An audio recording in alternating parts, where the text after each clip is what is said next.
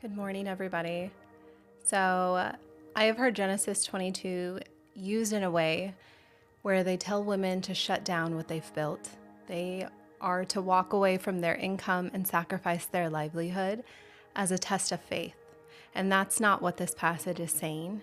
So, I encourage you guys to stay because this is actually saying something a little bit more specific and more relevant than maybe the version that you've heard before. So, good morning to each and every one of you. Good morning. I guess giving you the thumbs up today. Good morning as you guys are coming in. I welcome you if you are a woman in business. I invite you in. This, I think, is extremely relevant to you today. If you are anybody who is in business, you are welcome to stay. But this space is for us to study the Bible and business together. So that's what we're going to be doing this morning. Welcome. I had to pop on real quick and I'm going to adjust my lighting. I just wanted to make sure I wasn't keeping you guys waiting any longer. I also have to plug my laptop in. So give me just a second to fully get set up today. I was like scrambling this morning to get to you guys on time. It is such a dreary day. Clearly, my office is so dark right now, so I have my lamp on over here and trying to get like as much natural light as will come in to the window, and it's like nothing. And I don't love what this light is doing, so give me just 1 second, you guys. We'll get it. So good morning as you guys are coming in. We're gonna get started here in just a second. I'm gonna mute my mic so it's not super loud.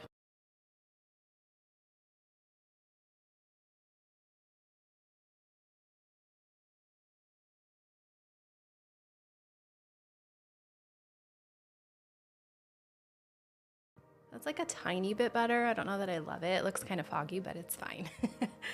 As long as you guys can somewhat see me, that's the goal. So we'll just go with that. So good morning to every single one of you guys as you're coming into this live. We are going to get started here. If you just popped in, you got some books back there. What sort of books? Most of them are faith-based books. This question comes up a lot. So when I was decorating my office, gosh, I hate this light really quick. It just looks like I'm like kind of in a cloud. I don't like how foggy it is. I don't think I'm going to be able to fix it. It's just going to be what it is today.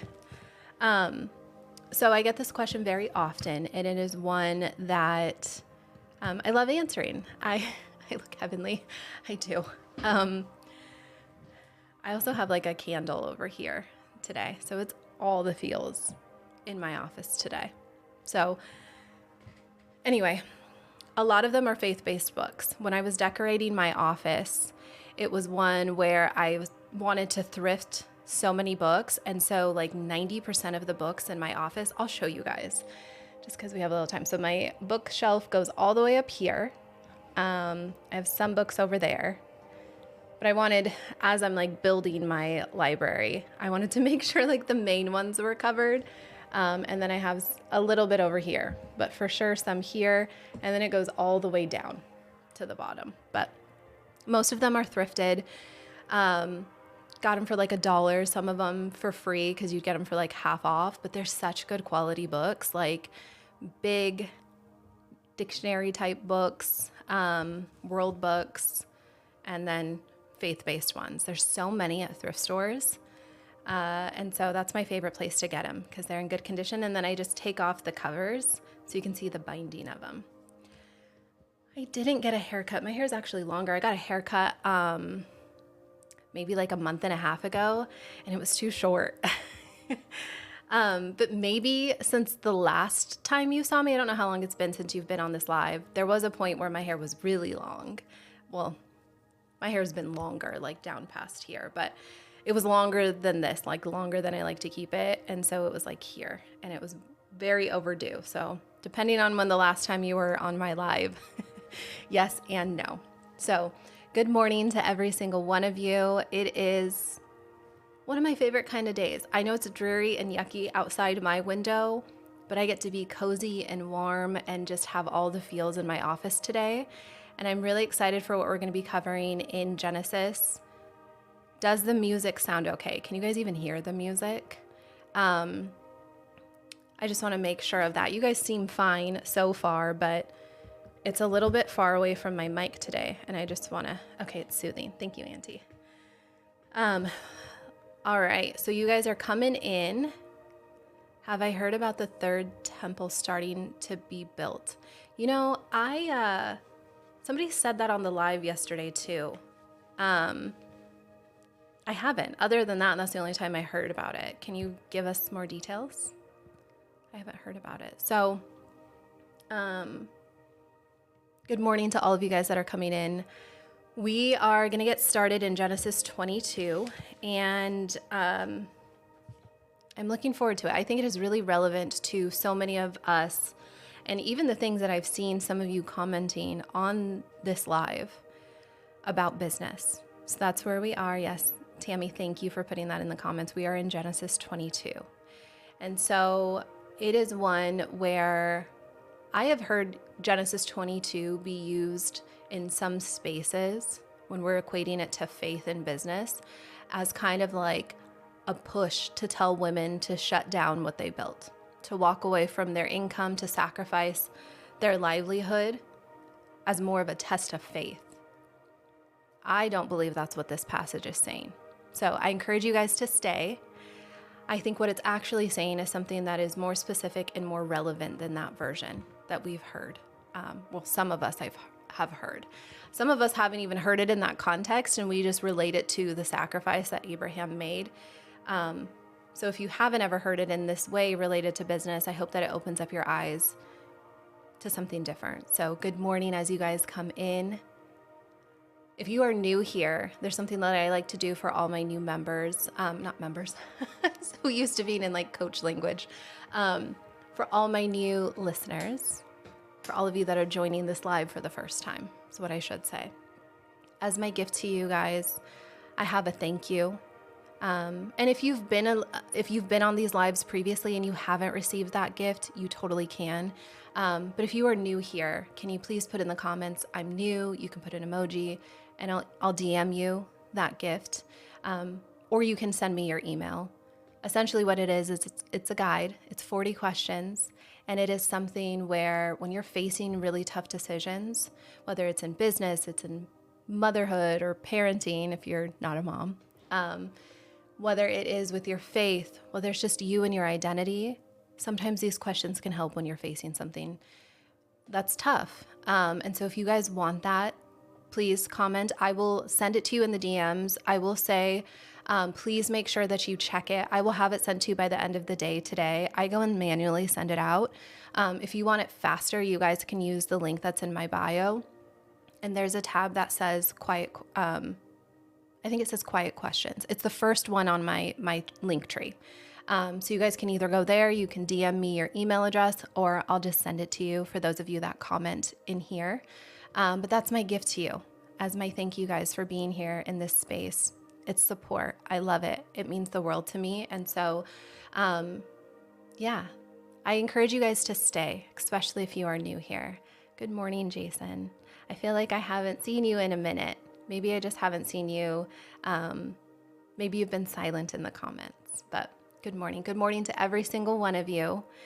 It is something that as we are going through the text today, again, we are in Genesis 22. And I think a lot of times it has this reputation, especially in faith and business spaces. Okay. And I think that potentially some of you have come in here this morning. If you know Genesis 22, maybe you're a little bit guarded about where this potentially is going to take us. But a lot of times I've seen it misread, and I'll just say in my opinion, okay? But it kind of goes like this. So if you really trust Jesus with your business, you should be willing to let it go, okay?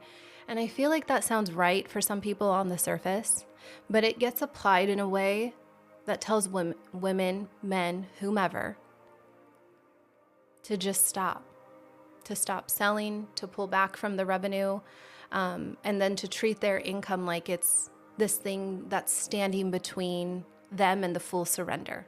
Okay, so I think there's so much more to the story, right? I've seen it do a lot of damage, and I've talked to women who have, and I'll if you guys are new here, I reference women. That's who I coach, and so that's just my default. But I have seen women who have taken something that they have really been building and co-laboring with God. They just start to take it apart, and they feel like, okay, well, God gave us that reason to stop because somebody told them about Genesis 22. And I don't think that's what this passage is doing. Okay, I just want to clear that out before we get started, before we get into what it's doing, because I think what is actually happening in Genesis 22 is something that is a lot more significant, and it's kind of the arc of everything. And when we speak about building, especially building something that is genuinely something that belongs to God, okay? But we're going to see what God does when he finds that posture in you. Okay, so that's where we're going today. All right. So I swear every time I'm on here, I look at the time and 20 minutes has already passed. I don't know how it does that so quickly. I feel like I literally just got on here. So sometimes if you guys watch any of the replays, I'm like, oh man, I really got to wrap it up in the beginning. That way you guys aren't watching half an hour of me introducing everybody in, but it just flies by. So good morning to every single one of you. If you are new here, I welcome you. I encourage you to put it in the comments. I want to give you a shout out. I want to give you a gift. If you are returning on this live, I actually would love to hear from you today. It means so much that you guys come back time after time and make this a part of your morning. I've heard so many of you say that this is now your routine. This is your go-to Monday through Friday. That means a lot. I just love getting to spend my mornings with you guys. But anyway, if you guys are new here, I have a gift for you. It is one that if you just put I'm new here, you could put first time, you could put an emoji, whatever that looks like, I'll send you that free gift. It is one where it'll help you through those tough decisions. And so just check your DMs. You can also go to the link in my bio and get it if you don't want to wait. But yeah, it's one that I want to send to you guys just as my thank you to you. It's been so helpful to me. And it just reframes my mindset when I'm stuck. Because I think a lot of times we tend to sit in these places of what should I do? And we tend to operate in old patterns. But sometimes when we ask the question in a different way, it shifts the entire perspective. So for those of you that maybe you're not familiar with how these lives go, I go live Monday through Friday. I go live right around 9 Central. Today I was a couple minutes behind, but I go live Monday through Friday. Unless for some reason there's something going on, I always tell you guys ahead of time if I can foresee it. Or if something just pops up, then I'll put it in my stories. But I go live Monday through Friday every single day. Rain or shine. Today it's rainy here in Nebraska. But it is one where we study the Bible together. I wanted to do it in a way that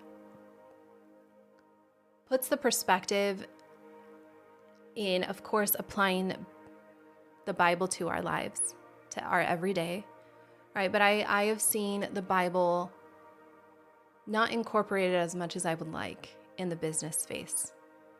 And I believe that there's a massive gap for that. God called us to our businesses. And I want to make sure that I glorify him in everything that I'm doing. And so studying the Bible is the best way to understand. It's the foundation of everything I do in business. So that's what these studies are. I go in depth. I don't always answer questions in real time, just because I get pretty into the word, and I take intentional time to go back in and answer questions. So please ask them. We have built such a beautiful community that if I don't get to it right away, usually somebody else chimes in the comments. But if I don't get to you immediately, stay on, because I will get to your question. Okay, so share your discernment, share your wisdom. I invite that in. And if you are new to your faith, maybe you have wavered and stepped away and you're now coming back. Maybe you've never read the Bible. this space is a space that you can feel safe asking genuine questions. A lot of times there will be times where people will come in and they tend to kind of try to create drama where there should be none. And I moderate that out because I want this to be a nice experience for all of us. However, I don't always do it right away. I tend to ask people, is that a genuine question? So if you have a question, I encourage you to ask it. And if maybe it comes across as one of those like, well, if you had a God that was all loving, why would he allow X, Y, Z? Sometimes people actually want to know those questions. But if you are asking in genuine faith because you want the answer, then I will answer it. Just let me know if it's genuine. Okay. So we are going to get started. See, we have one right off the bat. We are going to get started. I can usually tell the difference though. They pretty much single themselves out right away. So, I am somebody where when I would study the Bible in church, like I'd go to Bible study, I left it feeling like I wanted more, like it didn't go as in depth. And so it is one where I like to go deep. I study from a New King James version of the Bible. We study as much of the original text as we can hermeneutically, but I try to apply it to our lives and to business. So we're going to get started. So a quick recap of where we were at in text yesterday. So we covered Genesis 20 pretty quickly, okay? And the thing that we saw is that Abraham repeated the same pattern with this king Abimelech that he used on the Pharaoh in Egypt that we saw in Genesis 12. Okay, so he told Sarah, his wife, anywhere she goes, because she was so beautiful, that when they step into new spaces, she needs to tell these rulers, like these kings, pharaohs, that she is his sister. Okay, so that is a half-truth because biologically they have the same, is it the same mother or father? They have the same parent. I don't remember which one it is. I don't remember if it's the same dad or the same mom. So he's not fully lying. He's just not being fully transparent. And what ends up happening is, of course, Sarah is so beautiful and these rulers want to take her as their wives. Okay. So he did that in Egypt. He is doing that again with King Abimelech. Okay. So underneath that, he has this kind of unresolved fear that he's so nervous that people are going to see Sarah and, okay, it is the same dad. Thank you, Jay. It is that same fear where he believes that they're going to want to do away with him. And what we saw is that's not the case because they end up finding out anyway. The Pharaoh in Egypt finds out because God tells the Pharaoh. And then Abimelech finds out. Neither of them unalive Abraham. Okay, and I think that's important too because it's like they had kind of every right because he lied to them. But we see that God intervened. And this time with Abimelech, God came to Abimelech in a dream and told him and warned him. And the purpose of that, the purpose of God having to intervene is because the covenant was made through Abraham. And what that shows us is that no matter what, nothing is going to get in the way of God's plan. Okay, even if he has to step in and intervene, it's going to happen.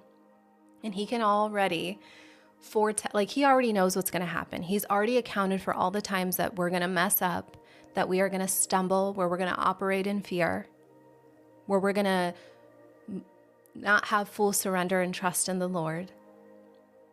And it shows us that Abraham, who was called, that calling wasn't taken away just because he operated in that state.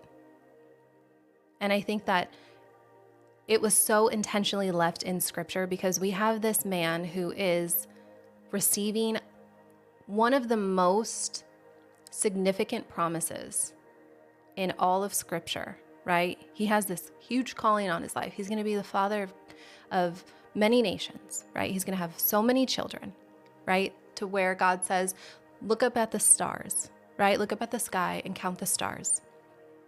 You're going to have, like, count them. That's how many children you're going to have. Like, they're going to be so numerous you can't count them.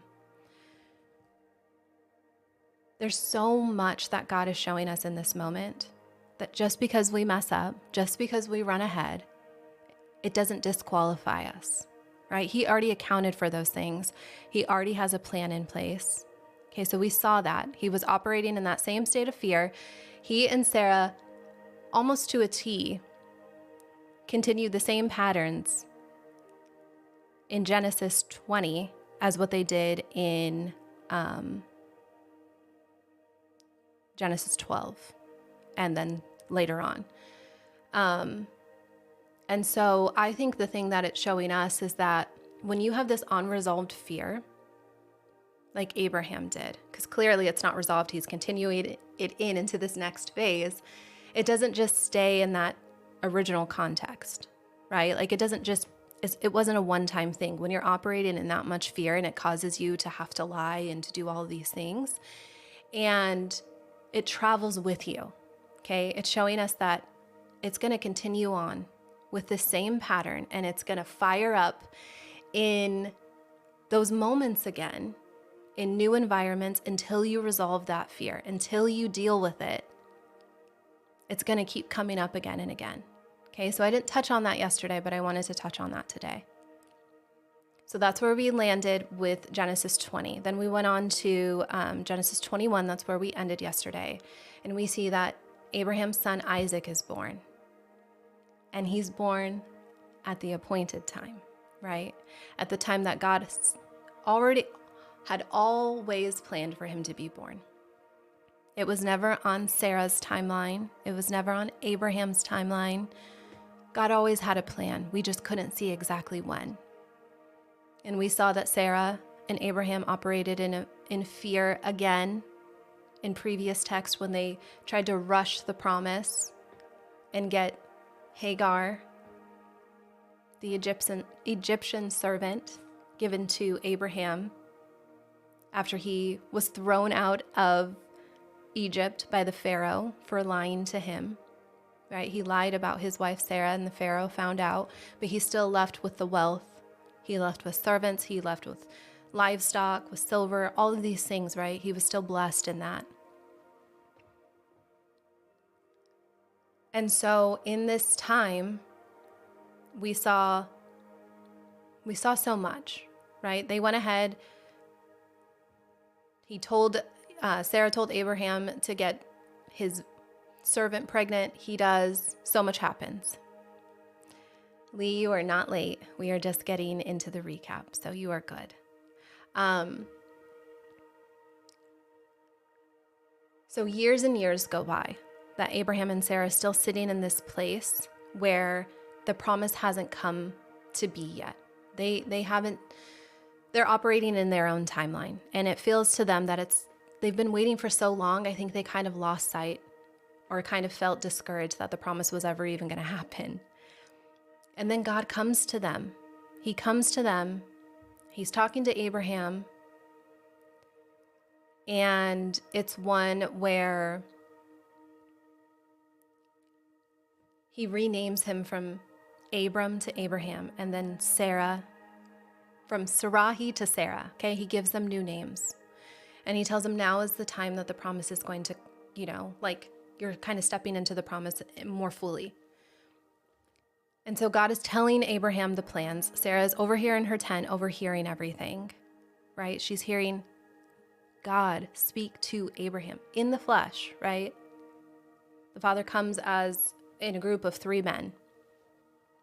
But he's speaking to Abraham about the promise, and Sarah's overhearing it. She's listening in the tent, which God knows. And he tells him, okay, when you are 99 years old, Abraham, you will have your son. And Sarah hears it and she laughs. Okay. So then God speaks to Sarah and says, why have you laughed? Like, why are you laughing? And it is one where she says, I'm not laughing. And he says, yes, you are. Why did you laugh? And God did that to get an actual answer from her, right? And so he tells her that she's going to have a son. And it is one where he tells her, I will be back. But she laughed. I guess I should address why she laughed. She laughed because of the fact that Abraham's like 99 years old and she's 90 and she's going to be having a baby. Like, it was just so crazy. So he laughs, or Sarah laughs, and God says, you're going to name your son Isaac, right? And that means, oh gosh, why am I blanking on what it means? Isaac, I think it means laughter. It just flew out of my head. I think it means laughter. So that every single time anyone hears that name, they're going to think of laughter. Then we saw how it gets reframed later on. It's so hard for me to recap, you guys, because I want to go in a million different places. So bear with me today. I'm going to get to the point of where we're at.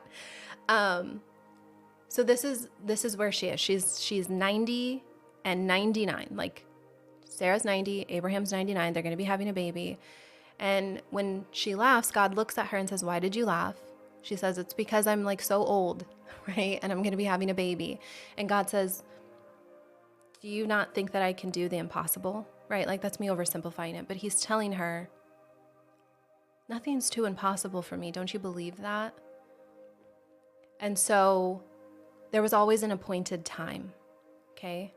God always had a time in mind. Sarah tried to push ahead, tried to move and operate in her own, tried to act from this potentially unresolved fear that they had, right? Because they couldn't see God's timeline. So, which I feel like is so relatable to so many of us. But that's where we landed. So Isaac is born at the appointed time that God told her. It is the exact time that God had spoken. There was no adjusted time. It didn't change just because any part of the promise wavered. It was always a part of the plan. Okay, the appointed time was the appointed time. And God did exactly what he said he was going to do, because that's who he is. He keeps his promises. Okay, so then there's Hagar, the maidservant, right? The one who has Abraham's other son. She goes into the wilderness a second time. Okay, she had fled the first time because she was mistreated by Abraham and Sarah, because Sarah got scared because she thought she was going to lose her title, again, operating in fear. So she ran to the wilderness. This time she is in the wilderness, not because she ran, but because she was sent by Abraham and Sarah. Abraham didn't want to send her, but God came to Abraham and said, no, I want you to go ahead and send her. Listen to your wife. Okay, so it's very different from the first time. She was sent this time. Abraham gives her a skin full of water and a little bit of food, and they're off into the wilderness. So it's just the two of them. There's honestly not enough for both of them. And then the water runs out. And she puts her son Ishmael underneath this bush, and she walks away because she cannot bear what she feels like is going to happen. She feels like he's going to pass away. Like, she's just resolved into the idea that they cannot survive any longer out in the wilderness. They've hit the end of their rope. They're going to go. So she puts him under the bush. She walks a distance away where she can't fully see him, and she sits there and she cries. She's weeping. I believe that Ishmael was too, because it goes on to say that God hears the boy. Okay, so his name, Yishma or Yishmael, Yishmael is his name in Hebrew. His name is doing exactly what it was designed to do, because his name means God hears. Okay, he was named that. He was given that name by God. God told Hagar to name her son that, because God heard her in the wilderness when she was pregnant and thrown out and running away years and years prior. She finds herself again in the wilderness. This time, Ishmael's crying out. And God hears, right? He's doing the exact same thing in that moment with his name, right? Because God hears. So in that moment, God actually opens up Hagar's eyes, and she sees this well of water. Okay, and the important part of that is that well was already there. She is in this moment where she felt like, I'm just done. I'm done. I can't go on any longer. I've resolved, like I've come into agreement with my situation. I'm sad about it, but there's no other way. God had to open her eyes to see something that was already right in front of her. Okay, it was already in the ground before she ever sat down. It was already there before the water even ran out, right? Before she walked away. The miracle in and of itself was not the well, okay? It is a massive miracle in the sense that God already knew that she was going to be there. He knew that she was going to go through this situation. He had already accounted for it and already placed it there. But in this moment, the miracle was that she opened up her eyes to what was already there. And so we connected this with Elijah in 2 Kings, and then Paul's prayer in Ephesians, okay? And basically what those ones all concluded or summarized, connected, is that God is opening up our eyes to illuminate what's already present. Sometimes we just have to, like when we're in these situations where we feel like we are lost, where we're in the wilderness, where God maybe doesn't hear us anymore, maybe we're like Hagar, where she had this beautiful experience with God and then she's in the wilderness again and we don't see her crying out to him. He finds us in our time of need. We don't have to cry out because he knows what's on our heart. Even with Hagar, who appears to have wavered from her faith, there's nothing that will keep God from you, right? And so in this moment, we see that she's in this desperate situation. And I think that's so relatable to so many of us. We're in this wilderness, this place where we're in survival mode. Maybe we are not even in those areas, right? We're just going about our day to day and we're praying for something that God has already blessed us with. But we have to open up our eyes enough to see what's right in front of us. Right? Exactly like you said, daughter of the Most High. It's because we're so focused on the problem, right? We're also so focused with keeping up with the Joneses and we want the new, the bigger, better. We're praying for something different and God's like, what about what's right here? What about what I've already done? It just shows us that God anticipates any and everything and he has already moved. But sometimes when we're in these places, we're praying for something that God has already given us, or it requires seeing things from a new lens. So that's where we are. That's where we landed yesterday. Today we're in the altar test. This is probably one of the most familiar passages for some people. It's a very common part of scripture. But I'm actually challenging us to see it from a different lens today. So welcome everybody that is on this live. If I have not had an opportunity to say good morning to you, good morning. You are right on time. You are not late. I go live at 9, and I usually take that time to welcome you guys in, get you familiar with the lives, do a recap, and then we get started. Good morning, Mom. My mom is on here. My auntie is on here. So if you guys want to give a shout out to both of them, but good morning. If you guys are new here, I have a gift for you guys. If this is your first time, if you put that in the comments, I will send you this little guide that I created. It's 40-ish questions. I think it's 44 to be exact. And it is one where when you're going through tough scenarios, it helps you reframe it, right? It helps you see it through a different lens. Ask different questions. So I will send that to you guys. Please give me grace. I always get it sent to you guys by the end of the day, for sure. But if it is one that you guys are interested in, you can either put that it's your first time here. You can put that you can put an emoji, or if you don't want to wait, you can send me your email or go to the link in my bio and you guys can grab it. It's like the first one on my link tree. I have to email it to you guys because it's too big for me to send through TikTok. I will say, if you guys, just some of you that were on here yesterday and you asked for it, make sure you guys check your DMs. Some of them are still kind of sitting in limbo, and that's because TikTok doesn't always notify them, especially if we're not following each other, or you have your page on private. But if you feel like, oh, it's the end of the day and I know Vanessa was going to send me that guide, check. Because my goal is always to send it by the end of the day to every one of you guys who wants it. So, yes, thank you, Erica. You are, like my aunt said, you're such a joy. I mean, all of you are such a joy, but shout out to Erica. She always does the most, and I appreciate it. All right, you guys, we are going to get started.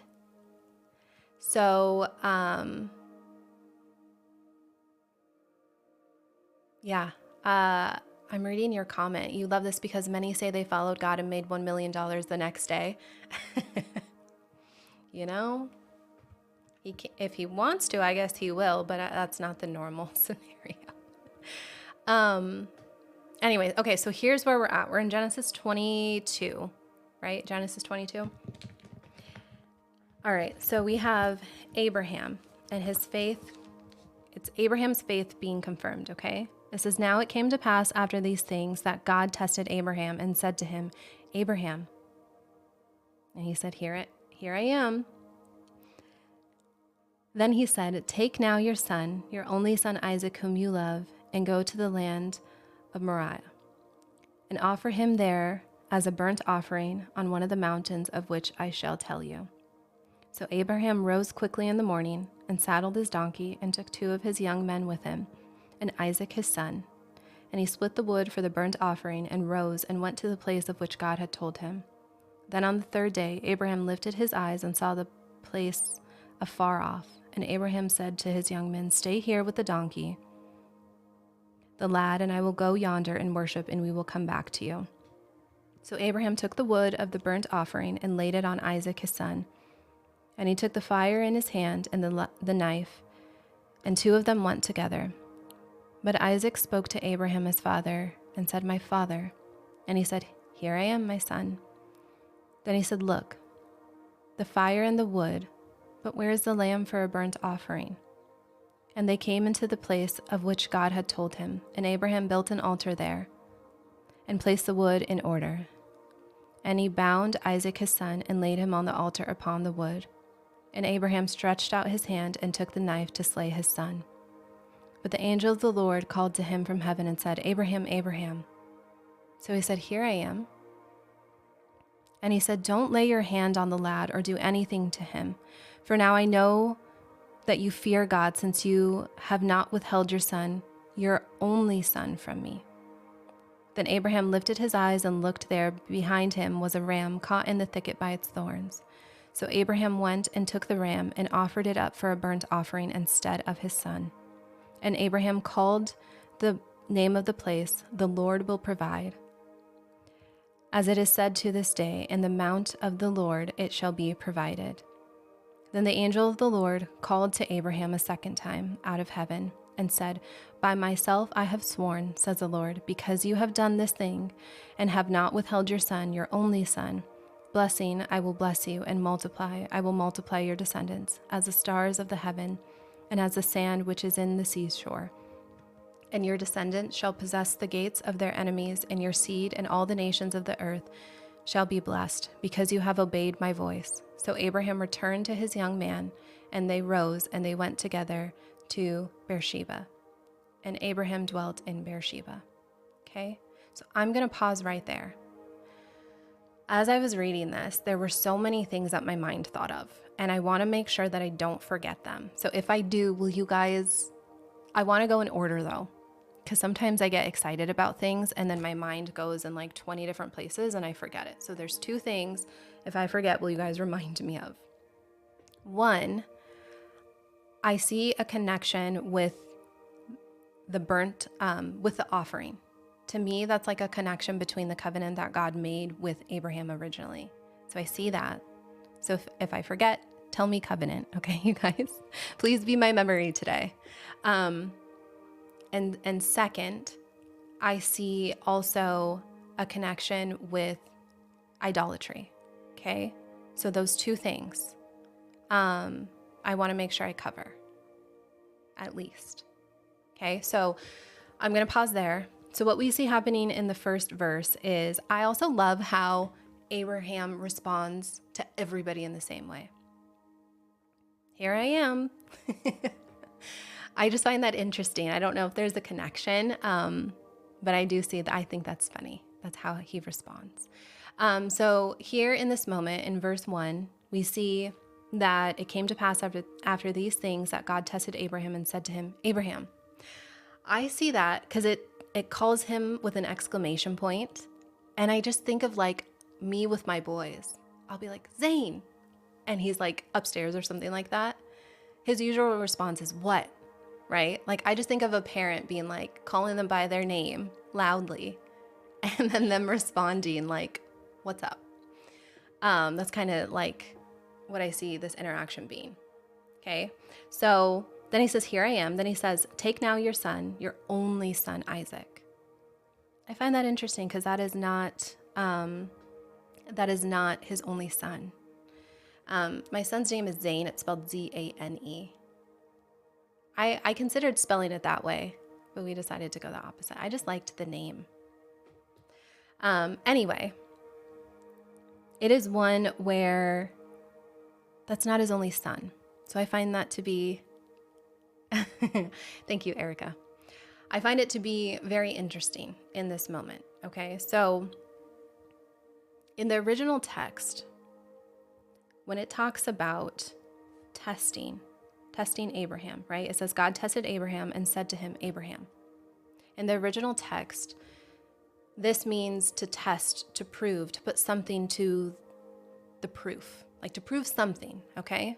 And I want you to hold on to this word because it tells you from the very first line what this whole passage is about, okay? It's saying it very plainly right away. This is a test. He is needing to prove something. So hold on to that as we go through it, okay? I want you to see that this is not God in the moment deciding whether it is something that he's going to take from Abraham. I think that's how a lot of people read it. This is also not God changing his mind about the promise. We know that Abraham holds the covenant, and we have seen time and time again, like I recapped, Abraham has faltered. He has wavered. He has done things that could disqualify him, but we know that that's not how God works, right? Okay, it's not God in this moment saying, take your only son, this one that I gave you as part of the covenant promise, I'm taking it away. I can't even imagine what Abraham was thinking in this moment. My version of the Bible doesn't say that he hesitated. It doesn't say that he wavered. It literally, God says this, and Abraham gets ready and he goes. He just does, right? So God isn't changing his mind about it in this moment. It is a test. It lays that out right away. And so the outcome of all of this, the outcome isn't in question on God's side because he knows it's a test. What is being revealed is what is already inside of Abraham. Okay, so that's what a test is meant to do. It's when God is testing us, it is one where God already knows what's going to happen. He's trying to reveal something inside of Abraham. Okay. This test also doesn't determine what God will do, right? What it surfaces is what's already in the person that's being tested. Does that make sense? God is trying to bring out something that's inside of Abraham. God already knows the outcome of it. He already knows what's going to happen. So it's not for God. It's for Abraham. So essentially the real question that Genesis 22 is asking isn't that, will God take Isaac? Okay. God already knows what's going to happen. So that's not even That's not what's happening. The question underneath all of that is, does Abraham's posture towards Isaac tell us about where his trust actually lives? Okay. What does the posture of Abraham, gosh, how do I say this? I'm trying to do this in a way that makes sense. Okay. What is Abraham's posture towards Isaac telling us about the way he trusts? Where is that actually coming from? Where is this trust and how he's holding Isaac? Like, where is he placing his trust with him? Okay. I don't know how else to say that. If you guys have a better way of saying that, you can put it in the comments to help me out. But if that makes sense to you, then we'll just leave it there. Okay. We're trying to get to the heart of where Abram's posture towards Isaac is. Okay. So he tells him, take your son, your only son whom you love. And I want you to look at how God phrases that instruction. Okay. So in Hebrew, it layers it very deliberately. It starts off with your son. Then it says your only one whom you love, Isaac.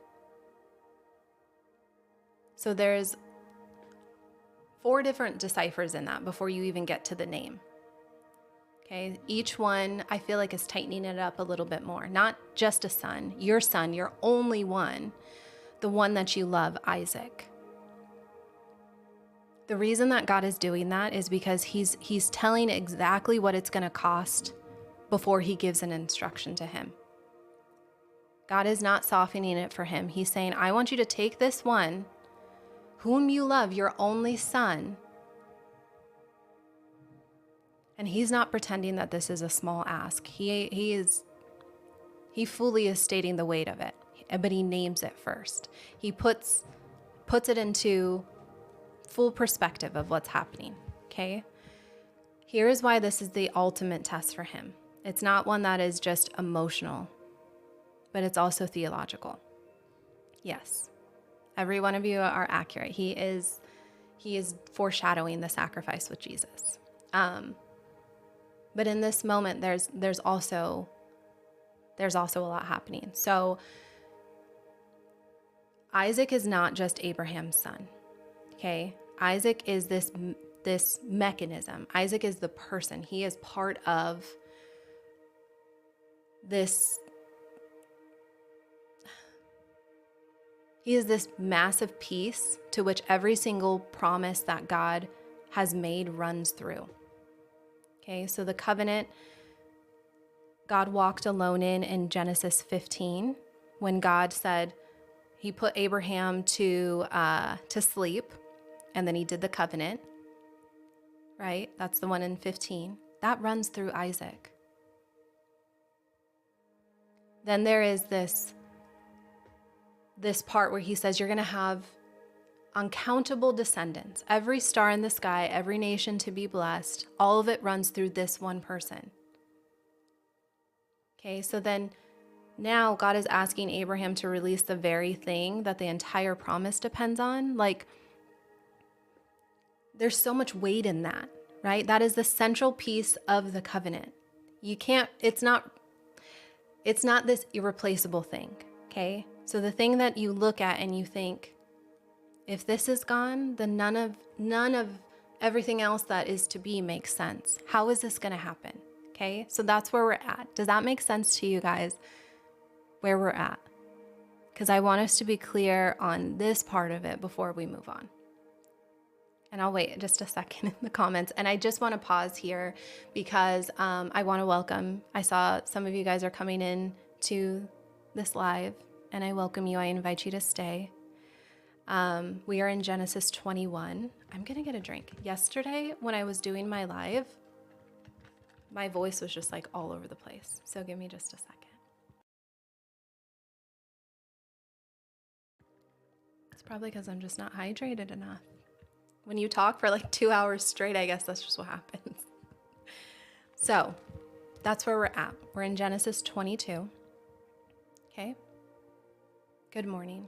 Good morning to all of you guys that are new. I'd love to see you in the comments.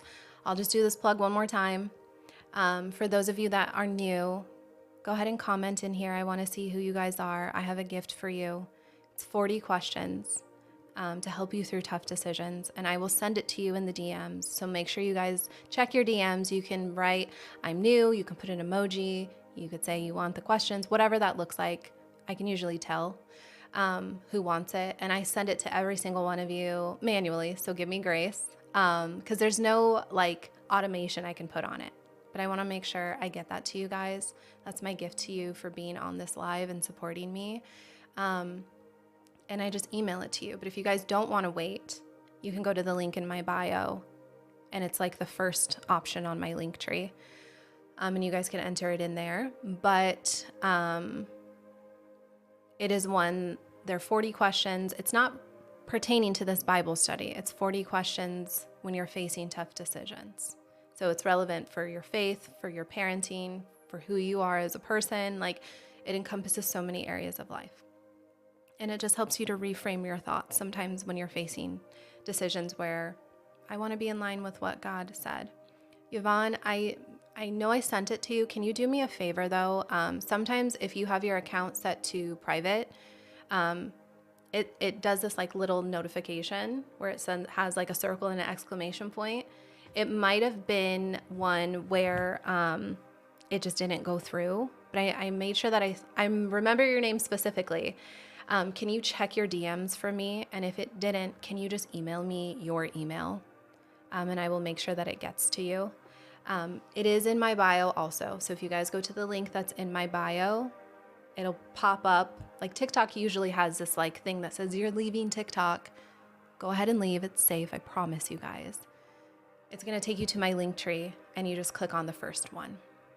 Bootleg, I knew you were the one that said that yesterday. I forgot. Please, I feel like you have to DM me because I keep forgetting about it. I promise I'm going to watch it tonight.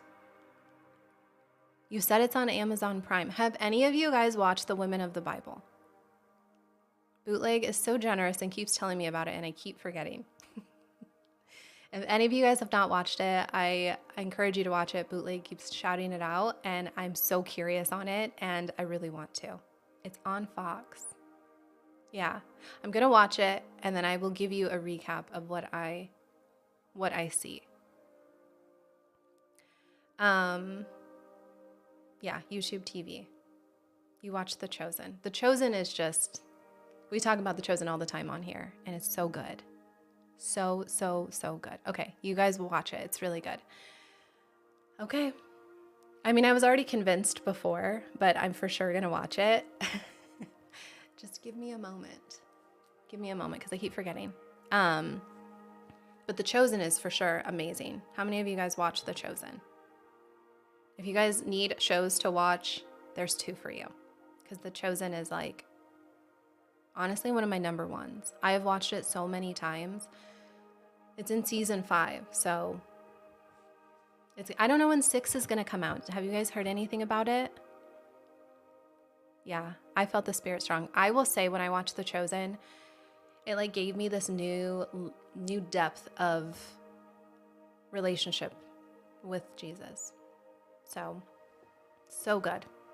So good if you guys haven't watched it. Will you guys put in the comments where you watched The Chosen? I originally watched it on the Angel app, and then I watched it on Prime. So that's where I get caught up, is on Prime.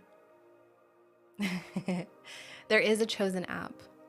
It's also fun to follow them on TikTok as well. I love watching some of the behind the scenes. Yes, I will send you the questions. If any of you guys are just popping into the live, I will send you guys that gift. You just got to comment, I'm new here. So I'll get back to the study. I just wanted to take a second and interact with you guys. I don't do that a ton throughout this live. Thank you guys for the hearts, for the shares, for the follows. Gosh, there's a lot of follows on here today. Thank you guys. That means a lot. A lot of hearts already. Gifts. They all mean the world. I can't even tell you. If any of you guys have been with me since the beginning of when I started going live, shout out to you. If you guys have been here since I first started going live, can I give you like a separate shout out? I know I talk a lot about the first timers, but I really want to Bootleg, you did not sidetrack me. I was already sidetracked.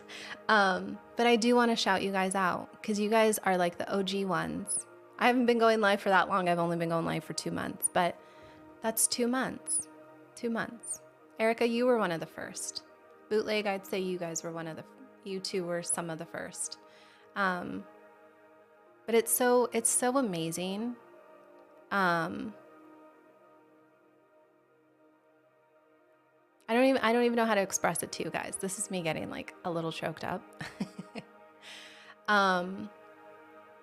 It's scary when you step out in something like this, right? When you go live on TikTok, there's no like, you guys have seen some instances where like it's like, oops, maybe edit that out, right? But when I come to you guys vulnerable and I share me and you guys are here and you support me, and it is something where like I'm teaching about the Bible. Like that is the most covenant thing, right? And so stepping out in faith and you guys supporting me, I can't tell you how much that means. To go from like 2 or 3 people on a live for a while and like thinking, oh my gosh, is this the thing? To now spending my mornings with you guys and like what I feel like is a full room. To me, I would have kept doing it with the 2 and just done it day in and day out. But if you think about it, like I always think about if you guys were physically in the room with me, I'd teach to 2 the same way I teach to 200. And the fact that there's 200, almost like 180 of us, 170 of us in a room, that means a lot. So thank you guys. I just want to stop and acknowledge that. So yeah, we'll get started. Oh, we'll get back to it. We already started. So, all right. So we are in Genesis 22. We're going to go into verse 5. Okay. So here we see in this moment where Abraham goes on and he takes, it says, Abraham said to his young men, stay here with the donkey and the lad, and I will go yonder and worship, and we will come back to you. Did you catch that, you guys? The boy and I are going to go over there, right? The lad and I are going to go over there to worship, and then we will come back to you, not I. I find that very interesting.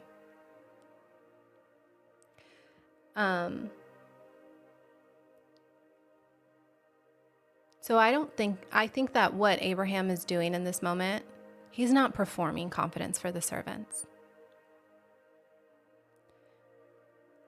I think what's happening, actually, I want to go to Hebrews 11 because I think that's a relevant part in here.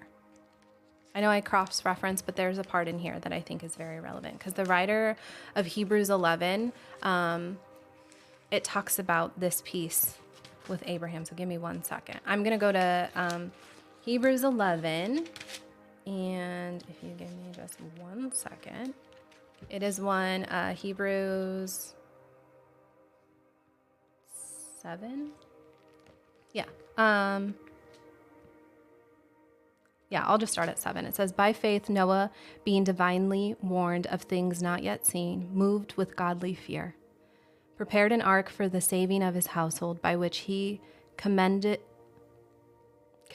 the world. Condemned the world and became heir of the righteousness, which is according to faith. And then in Hebrew 11, verse 8, it says, by faith, Abraham obeyed when he was called to go out to the place which he would receive an inheritance. And he went out, not knowing where he was going. By faith, he dwelt in the land of promise, as in a foreign country, dwelling in tents with Isaac and Jacob, the heirs with him of the same promise. For he waited for the city which has foundations, whose builder and maker is God. Okay. Then it says, by faith, Sarah herself also received strength to conceive seed, and she bore a child when she was past the age, because she judged him faithful who had promised. There bore from one man, and him as good as unalived, were born as many as the stars of the sky, in multitude innumerable as the sand which is by the seashore. Those all passed away in faith, not having received the promises, but having seen them from afar off, were assured of them, embraced them, and confessed that they were strangers and pilgrims on the earth. For those who say such things declare plainly that they seek a homeland. And truly, if they had called to mind that country from which they had come out, they would have had opportunity to return. But now they desire a better, that is, a heavenly country. Therefore, God is not ashamed to be called their God, for he has prepared a city for them. By faith, Abraham, when he was tested, offered up Isaac, and he who had received the promises offered up his only begotten son, of whom it was said, "In Isaac your seed shall be called," concluding that God was able to raise him up even from being gone, which was also received him in a figurative sense. Okay? Hope you guys stayed with me through that, because I'm gonna summarize that because sometimes it's hard to understand what's going on. So in this part, it's saying that Abraham reasoned. The Greek word of it essentially is that he calculated and he thought it through. He thought through, and he knew that God was able to bring people back from being unalived, right? And he believed that if he went through this, God would bring Isaac back. He was fully prepared to do this, but he believed in God so much that he believed that he would raise him back up. Because he knew that the promise couldn't end with Isaac on the altar. God had covenanted him, I don't know how to say that, covenanted himself to that, okay? So if God is the one that's asking this, God already has worked out the other side of it. This is what Abraham knows, okay? He has faith. He says, okay, I'm going to do this. And I believe because God gave me this promise that you are going to see it through. I'll go through with it, God. I believe that you're going to bring him back just like you promised, because you have already worked out the other side of it. Just like you did with Noah, you made a promise. The promise lies solely on you. That's what the covenant states, that God is the one that has to uphold the covenant. There's nothing that Abraham has to do. Similar to Noah, there's nothing that Noah had to do to make sure that this covenant stayed intact. It's all on God, okay? When God did the covenant with Abraham, God walked alone. He put Abraham in a deep sleep, and he walked the covenant by himself, stating that this covenant and all of it will be on me to uphold. Similar with the covenant that he made to Noah. When he made the covenant with Noah, of course, he said, I will never again flood the earth and destroy all of creation like this ever again. The rainbow will be the symbol. And when it's in the sky, that is a reminder to me, not to us here on earth. That's a reminder to God to uphold the covenant. He told Noah that there is nothing that Noah needed to do to uphold the covenant, because that was solely on God to do. Okay, so the rainbow is a symbol that the war has ended, right? If you understand the context of the time, that's what that means. So this covenant with Noah is that he's going to make Noah the father of many nations. He knows that Isaac is the central piece of that covenant coming to be.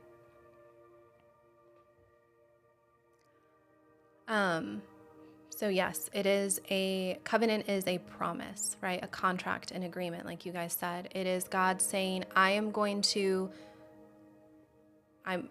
just reference it as a promise. I'm going to promise you that whatever it is that I'm telling you is going to happen. It's going to happen for sure. Yes, a sacred agreement. Exactly. Okay, so I find it so interesting that Abraham was fully aware of what he needed to do, and he planned to go through with it. I can't imagine that. I can't even go there in my mind. That's too crazy. But he knew, if God is asking me to do this, God, in my past experience with him and who I know of God's nature, is if he is the one that's asking me to do this, God has already worked out something on the other side of it that I can't see. He knows more than I do. So I need to go through with it, right? I want to talk about what this means to us on a like in our nervous system, okay? For us as humans, right? Because I want to relate this to what Noah was experiencing in this time. So there is this concept in psychology. It's called identity fusion. And what it does is it describes essentially how much a person's sense of self becomes merged or like intertwined with something outside of them. And so what happens is what researchers have done. Are you familiar with identity fusion, Tammy? I'm curious. I don't know if most people, because I study psychology and a lot of what I do with the women that I work with. So I found this concept to be very interesting because it's so relevant. But essentially, researchers actually measure this identity fusion by having people, they draw two circles, okay? They draw one for themselves, and then they draw one for the external thing, okay? And then researchers take note of how much the circles overlap, okay?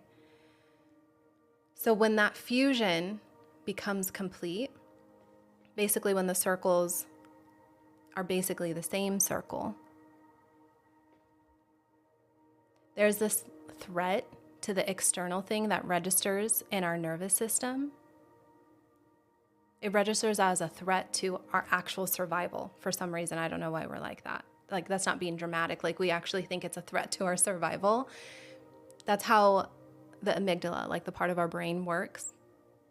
So it doesn't distinguish between a threat in your physical life and a threat to your identity. Both have to act, they both activate the same alarm. Like, your brain doesn't distinguish between the two. It doesn't distinguish between a real threat standing in front of you and your identity. Okay? So they just, whenever they see a threat, they think, oh my gosh, that's the same, they're all a threat, and they activate the same alarm. Okay? This is why the instruction to release something, like us as business owners, us as leaders, us like Abraham, something that we care so deeply about, something that we have built, feels like you're being asked to unalive yourself. Like you're like, I can't go on any longer. That's too scary. It's not metaphorical. Psychologically, this is actually what's happening in your body, is you think it's a threat and you get so scared. So what Genesis 22 is asking Abraham to do, it's not to destroy Isaac.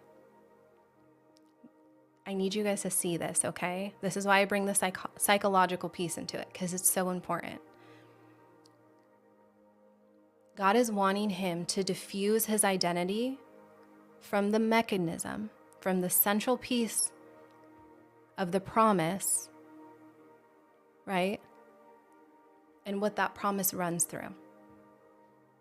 So he wants Abraham to hold Isaac as something that he stewards rather than something that he is.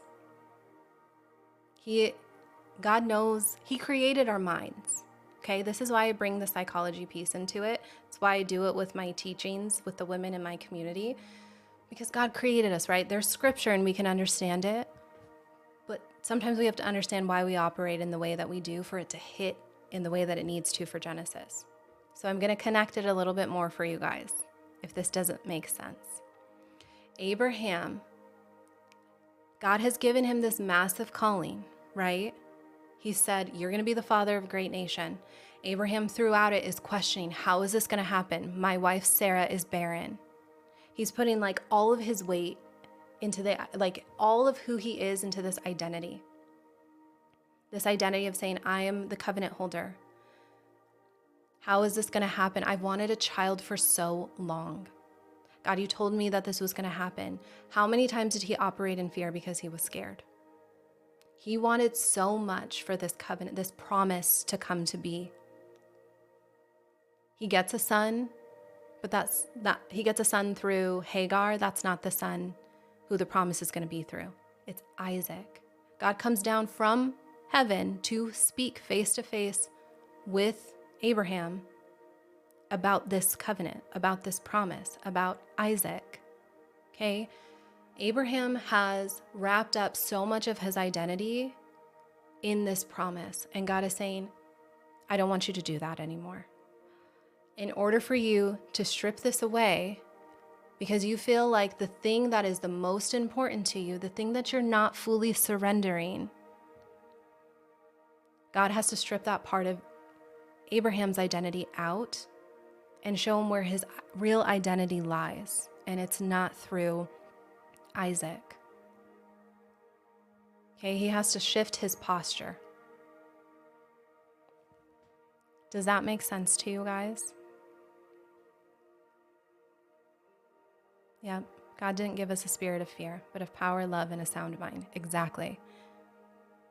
Okay. So what he's asking Abraham to do in this moment is significantly harder to do neurologically than what it sounds like somebody is telling you from like a stage. I need you to see this, right? Like I need you to see how difficult this decision is. Like we can know that emotionally, but you have to get to the part of it beneath. What God is doing to Abraham is more than what is presented on the surface. He's reframing his identity. I can't even tell you guys how this is so relevant to me. I can't even begin to. I can guarantee you guys this is so relevant to you. How many of you have said, God, I surrender this to you. I surrender everything to you. But you don't surrender your kids. You don't surrender your spouse. I'll give you everything but. Right? Like think about the one thing that's the but. Then you're not fully surrendering it. How many of us wrap our identity in motherhood? My kids are my everything. My kids are my all. Right? I can't even imagine a life without them. I think about this with my husband. I'm like, goodness, I love my kids. Don't get me wrong. I love them. I cannot imagine. Like that's the hardest thing, not having them and my husband and parts of my other family members, right? But when you think like, if someone said, what is the thing, you know what, you guys, give me just a minute. Cause I said that I was going to, share this on the live today and I forgot it upstairs. I can't keep going until I read this part from you because I literally, I sound so like, I sound silly saying it like that. But honestly, I just read this book. If you guys were on the live the other day, I was like looking for a book to read and I found this book in my library that I hadn't read yet. And it says exactly this part that I'm talking to you guys about, but I want to read it from this book. And I just read it. Obviously I studied for the live, but most of the time I study for the lives like the day before. So I had read it earlier in the week. So give me 1 second. You guys, please don't go anywhere. I want you to hear what this book says, okay? So I'll be right back.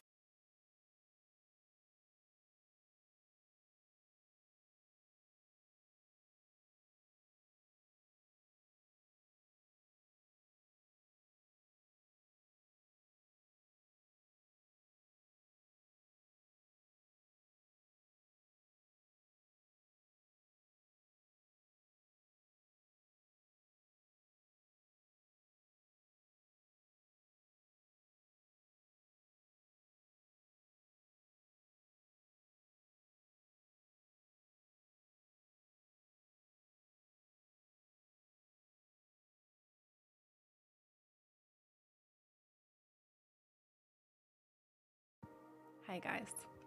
Okay. Give me 1 sec. I want to make sure it's still connected to my podcast mic. Okay. Whew, I'm out of breath running upstairs. I left you guys on pause. Yes. Can you continue to bear with me? Because I want to find this part. and I was like not prepared. So,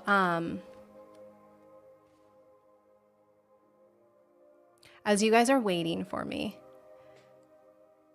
can we have like an honest moment? What is the one thing when you think about it that you can't bear to part with? Okay. It also allows me time to kind of catch my breath too. So thank you guys. You're so sweet. This book that I'm reading from, it's Jesus plus nothing equals everything. I'm curious if you guys have ever read it. Literally just started reading it. It's so good. It was so on time.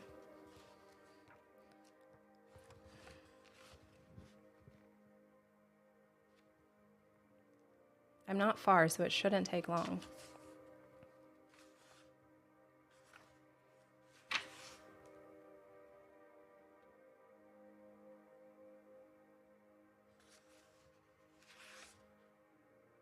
Could you imagine if I just was like, I just went live and I'm just like here reading a book. That's all I did all my lives is just sat and read books and you guys just watched me. Like I read them silently. That's like my whole life. Okay. Let's see. I'm just going to read this part about idolatry. Monday through Friday, I go live and you guys sit and watch me read a book silently. I couldn't imagine that. Anyway, I'm just going to read this part about idolatry because this is what it reminded me of when I was telling you guys, please remind me of idolatry. Okay, so I'll just keep reading until I get to the part. When I pick a book, I literally, the beauty of this and why this is so timely. Okay, so when I pick books, you guys, I literally do it for aesthetic. When I picked all of these books in here, they were just pretty. I mean, I do love going after the ones that are faith-based, but this is by coincidence. This wasn't me intentionally seeking it out. It wasn't recommended to me. And I don't read 90% of them in my library. I'm like, well, maybe I should read a book. And so I picked this up the other day. Okay. So this is written by a pastor. It says, idolatry is simply trying to build our identity on something besides God. An idol is anything that's, I don't know what this word is.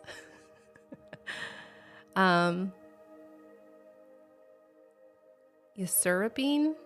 I don't know. I've never seen that word before and it's weird. Anyway, the proper place of God in our lives. An idol is anything or anyone that you conclude in your heart you must have in order for your life to be meaningful, valuable, secure, exciting, or free. Yes, that is the word, Stephen, and I don't know why I can't pronounce it. Sorry. Okay. So did you hear that? I know I kind of wavered. An idol is simply trying to build our identity on something besides God. An idol is anything that is taking one's place, taking the proper place of God in our lives. An idol is anything or anyone that you conclude in your heart you must have in order for your life to be meaningful, valuable, secure, exciting, or free. Okay, I want you to think about that as we're talking about this. Okay, here's one way to get your idols into focus. Simply think about whatever it is in your life that if you lost it, it would make you want to quit living. Or if you put it positively, that what are you really living for? What are you functionally depending on to make life worth living? Ultimately, if it's anything or anyone other than Jesus, then it has become an idol. Okay? I'm still out of breath. Most idols in themselves are good things, good gifts from God, right? Our spouse, our children, our hopes and dreams, our work, our success, our skill, our looks, our reputation. Okay, so the trouble comes when we transform these things into ultimate things. And then we end up depending on these things and these people to provide us with the meaning and purpose and freedom and security and significance that only Jesus can provide. Okay? Can you guys do me a favor and put this in the comments? It's Jesus plus nothing equals everything. For those of you guys that are popping off the live, totally fine. I just want to let you guys know that I do the replays, and you can find the link in my bio if you have to leave early. But that's what this book is, okay? Jesus plus nothing equals everything. Thank you guys. Okay, so a lot of times it says this person had never realized how dependent they'd become on human approval and acceptance until God took that away. In and of itself, human approval and acceptance are not bad things. They are, in fact, a gift from God, but I had turned them into idols by making them my primary source of my meaning and value and worth and significance, so that without them, I was miserable and depressed. Okay, it says, like the pain I experienced, your pain right now could be God prying open your life and heart in order to remove a gift of His that you've been holding onto more deeply than His, or deeply than Him, or to put it into the form I once heard from Paul Tripp. How is your present disappointment, discouragement, or grief a window on what has actually captured your heart? Jesus said He came to set the captives free. Tag the author. I'm sure he'd totally see it. Right? I need you to hear that part, you guys. I'm going to read it again. Jesus said He came to set the captives free. He came to liberate us from bondage. This explains why God is so passionate about smashing our idols. So what you are trusting in, other than Jesus, to gain acceptance or approval, or to experience security and significance, to find meaning and purpose, to discover identity and direction, right? So what are you? What is it that you're looking towards? I could keep reading and reading. Okay?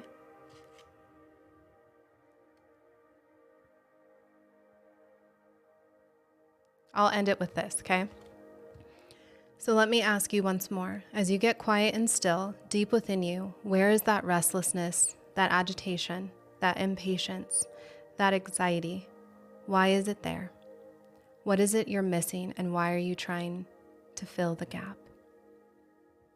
Okay?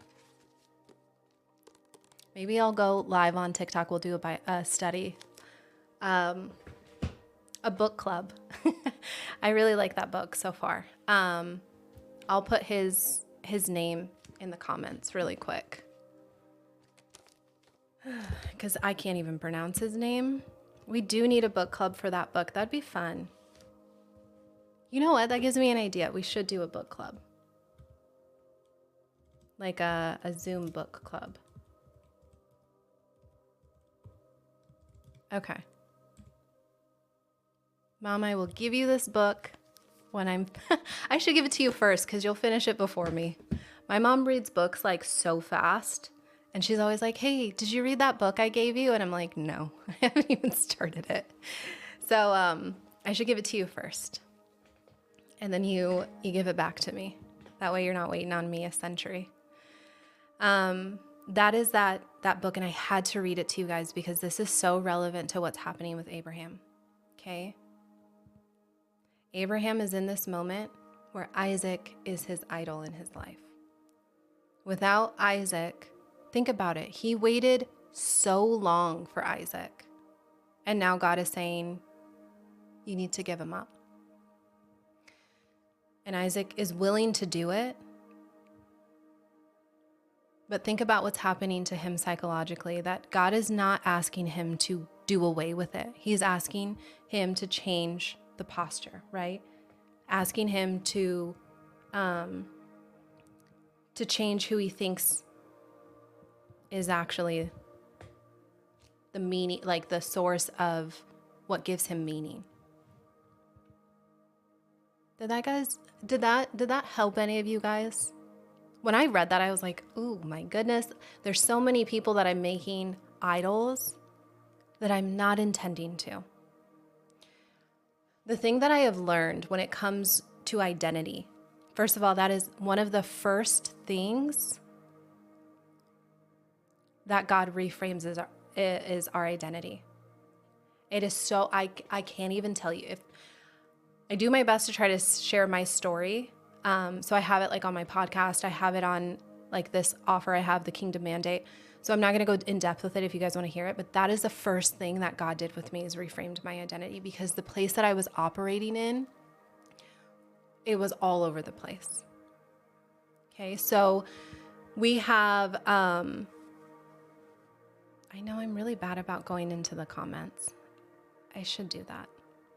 Let me do that before I go into verse 13, okay? Because I haven't gone back into any of the comments, the questions that you guys have asked, and I said that I would. So, let's see. Jesus should be first in our minds. Yes. You guys like the idea of a book club? I should. So Abraham should have focused on God, not the covenant. Absolutely. Absolutely. God is first in every scenario. Think about it from a business perspective, okay? Because that's what this is intended to be, as a business Bible study. Think about it like this. If we are so focused on the calling, and all of our weight and all of our identity is wrapped up in that, you're missing so much of what God is doing.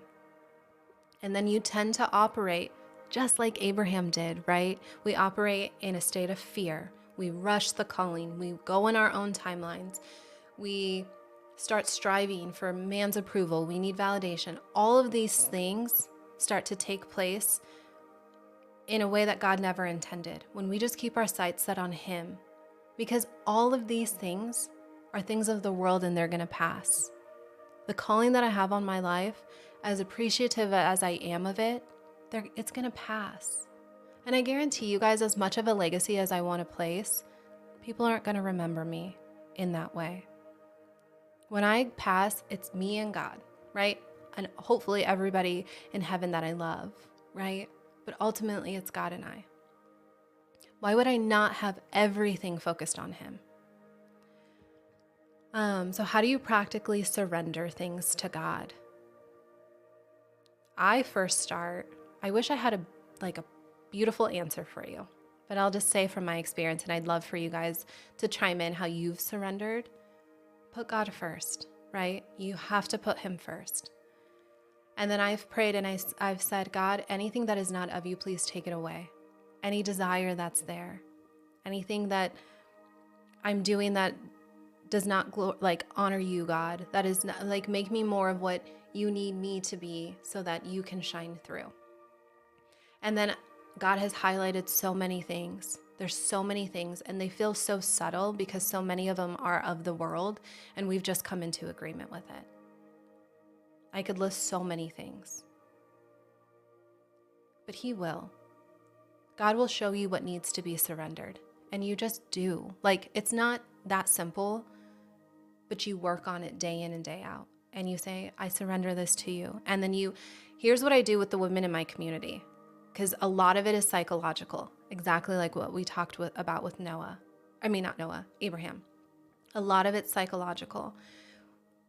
I'll put it in the business perspective, because that's the easiest for me right off the top of my head. A lot of times we'll be working, and it's like towards the end of the day, and maybe our kids are coming home, or we really do need to stop, and we close our laptop for the day, and then all day we're thinking about our to-do list. We're not surrendering that. And then we go after the kids go to sleep or later in the evening, and we work and work and work. That was me for so long. I had to stop that loop in my mind of telling myself, you're behind, you're this, you're not measuring up, you need to go faster, you need to do all of these things. And I said, you know what? I did my part today. God has everything else taken care of. And it's hard. That is the number one reason why with what I do with the women in my community, we start there first. We have to work on your mindset and reframe your identity. because God modeled it for us. He's doing that with Abraham right here. So, can I say, sorry, Candy, can you remind me of what you're asking me to say one more time? I will say it again. I just don't know what it is. Let's see.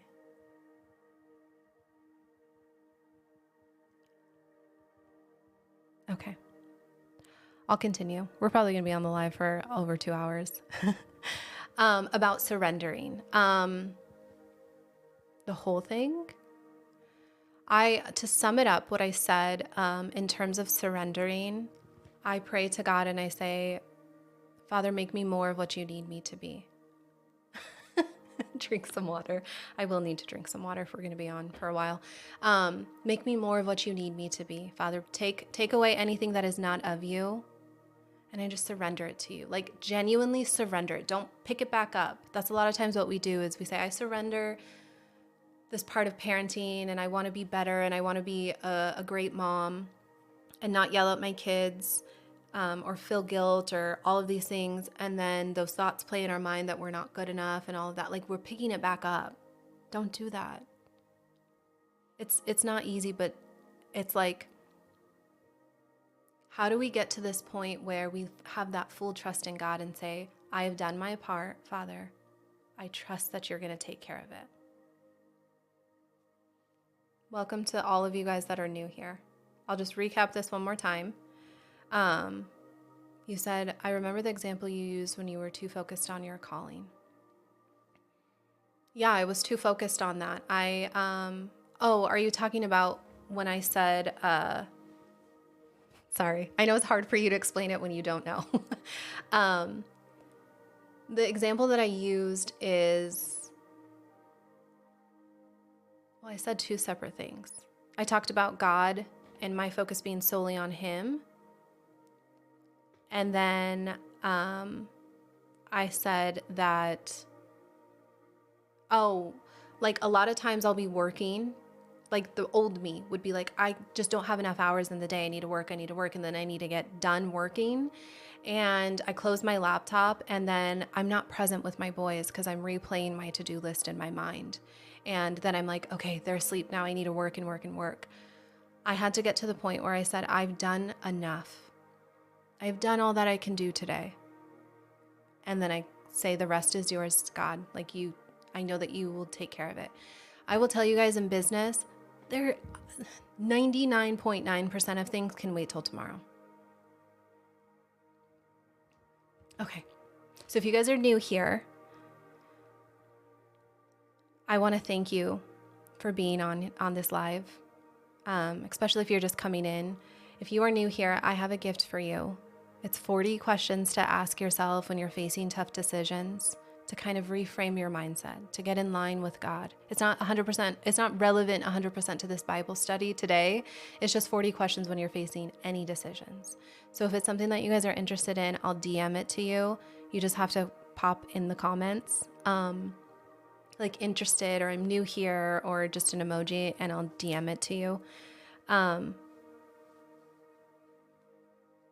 Or you guys could go to the link in my bio. On the link tree, it's the very first one. And yes, I will pray for you. Make sure that you guys check your DMs at the end of the day. If you're like, wow, Vanessa still hasn't sent me it, just check your DMs. A lot of times they're waiting. Or if you have your page on private, I'm going to try to friend request you because sometimes it won't allow me to. Okay. So we're going to get to Genesis 22, verse 13. Okay. I know we deviated from scripture, but all of this I feel like is so important. So in verse 13 of Genesis 22, it says, then Abraham lifted his eyes, right? He had been at this point where he was ready. He was like, I'm going to do it, God. Then God called him and said, Abraham, like, don't do that, right? He said, don't lay your hand on the lad or do anything to him, okay? For I know that you fear God since you have not withheld your son, your only son, from me. Then Abraham lifted his eyes and looked. There behind him was a ram caught in the thicket by its thorn. Goodness gracious, you guys. For those of you that are well versed in scripture, you see so much happening right here, right? This is a massive foreshadowing of Jesus. So many details in here are foreshadowing him, right? There was a ram caught in its thicket by its thorns. So Abraham went and took the ram and offered it up for a burnt offering instead of his son. That makes me want to cry. God was like, don't do that to your son. Right? Like he never was going to ask him to fully do it. But there's so much symbolism in here and how God did that with his only son, right? There was a sacrifice. Okay, so in verse 13, Abraham looks up, sees this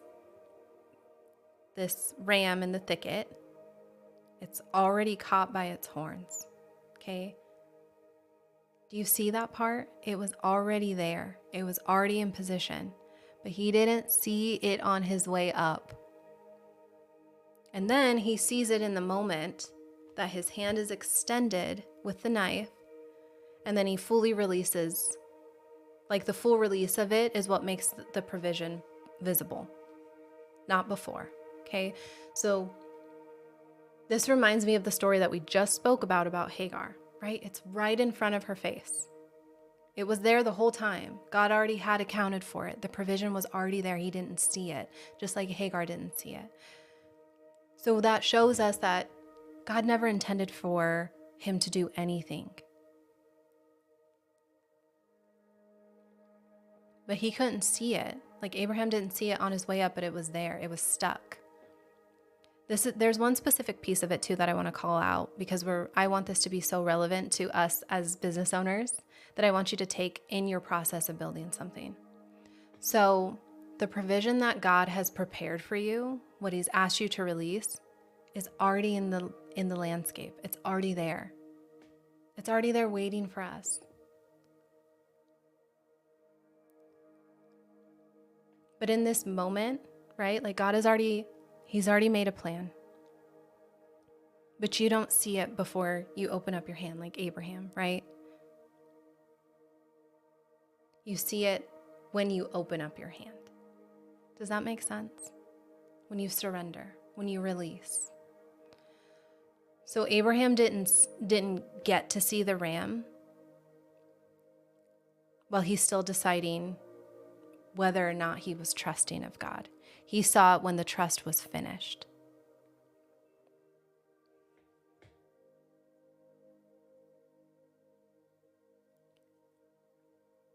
I need you guys to see that in this moment, there's a lot of spaces that talk about like God is testing you and wants you to dismantle your business. He wants you to surrender it to him and just let it go. Maybe there are times where God is, but that's not what this story is showing us, okay?